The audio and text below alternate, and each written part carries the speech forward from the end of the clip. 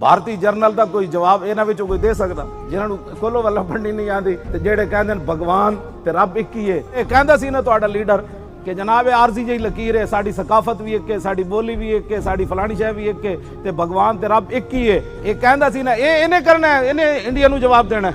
ते जरदारी दे पुत्र ने जेना जनाब जेड़ा मूर्तियां ते दुध चढ़दा रहा, जेड़ा कहंदा मेरी जिंदगी दी तमन्ना है कि काफिर इत्थे सदर बने ते वजीर आजम बने। ना भारतीय जर्नल नूं जवाब देना है? ना ना, इन्हां विचों कोई भी नहीं भारतीय जर्नल नूं जवाब देने वाला। जे क़यामत तक भारतीय जर्नल नूं कोई जवाब दे सकदा ते मुहम्मद अरबी दा गुलाम दे सकदा।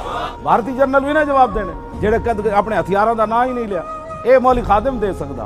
मैं भारतीय जर्नल नूं ये गल करना चाहता, मैं कहो हिंदू और गांव का मूत्र पीण वालिया, तू की कहना पाकिस्तान ते हमला करना है? पुत्र आ ना हमला करने दे पुत्रा, साढ़े कोल एटम बम भी है, शाहीन मिसाइल भी है, गौरी भी है, खतफ 9 साढ़े कोल, अबाबील भी है, खालिद टैंक भी है, दरार टैंक भी है, ते दुनिया की बेहतरीन फौज भी है, ते इत्थे लब्बैक वाले भी है। ये भी गल याद रख। मोदी नूं दसे पुत्र तू कहना मैं इधर आना हिंदू गांव का मूत्र पीण वाला, तू जानदा है जर्नल जेड़ा तू बयान दिता है कि मैं पाकिस्तान ते हमला करना है, तू जिन्हां हिंदवाणियां दे नस्ल चो है ना, जानदा है वो कौन सन? महमूद गजनवी दे घोड़ियां दियां टापां नाल उन्हां दे अमल डै पाउंदे सन। तू साडे नाल गल्लां करना कि जनाब जी मैं इत्थे हमला करना है, तू आ ते सही ना एक बारी।